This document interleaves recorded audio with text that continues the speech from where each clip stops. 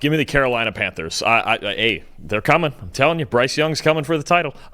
Look, what they've done, they needed a number of pieces on this defense, and I think they went out and got it. First of all, in free agency, you talk about a guy like Trayvon Merrick, who was the most expensive one that they got. Sixth best run defense grade among all safeties last year. You're talking about a team that had a historically bad run defense. You also had guys like Tershawn Wharton and Bobby Brown up front, Pat Jones off the edge. You're going to get Derek Brown back, which immediately makes that D-line way better, especially in run defense. So you really like, to me, the quantitative approach that they took in free agency. I know they tried to get Milton Williams. New England gave him an offer that blew him away. Okay, it is what it is. They needed just as many starting caliber players as they could find. Keeping Mike Jackson at corner, I thought, was a really good move, too. And that extended into the draft with this defense. But the first thing they did in the draft, which allowed them to set up their draft, I think, properly, was getting Tetairoa McMillan with the 8th overall pick, right? Then they go and get Nick Skorts in the pass rusher, Prince Umanmielen in a pass rusher, Cam Jackson, Lathan Ransom, two really good run defenders at their positions.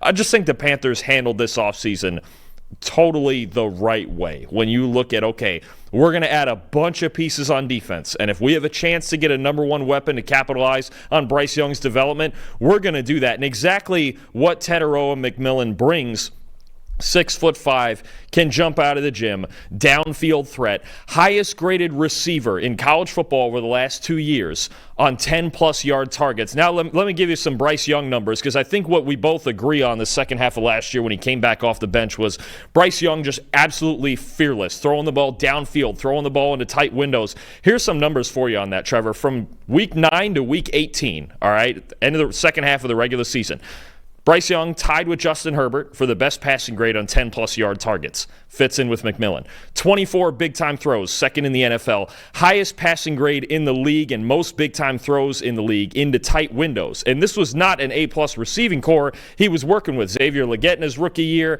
Adam Thielen, Jalen Coker. Now you add McMillan. That adds another dimension to all of that. Now Bryce Young should be less afraid than ever of throwing into tight windows, throwing the ball vertically on time, just giving his guys a chance. If he continues to play the way he did the second half of last year, you're going to see a completely different team from front to back this year, because McMillan, getting him as the true wide receiver one in this offense with the depth that they already have, and then building on defense. Is it going to be the best defense in the league? Absolutely not. But I think you've raised the floor, especially with what you've done in run defense, because that's really where it was. I think they were only the 4th team ever to give up 3,000 rushing yards in a regular season.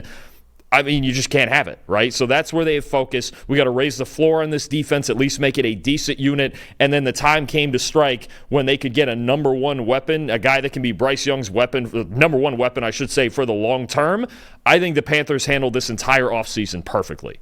I agree with you. As much as, they're not coming for the NFC South crown. We know that resides in Tampa. No, I am excited to see what the Panthers are going to be this upcoming season, because, it's year 2 of Dave Canales and sort of that regime that is there, and really being able to control things the way that they wanted to. It's a full football calendar to get the right guys in the building, get the right strategy in the building, implement things that you want to. And I think certainly on the defensive side of the football, they knew they just had to get a lot more talented, and I believe that they did. I think they appropriately allocated a lot of their free agency funds to the defensive side of the football. But I also love the fact that it didn't make them feel like they couldn't go offense at the very top of the draft, because you and I talked about it the entire draft process. They didn't just need a wide receiver. They needed the wide receiver. They needed a wide receiver one. And the fact that they had the opportunity to take one and they didn't shy away from that, I think, was really important. So the question remains, is Bryce Young the guy? I know that you listed off a lot of stats that hint towards, okay, he is.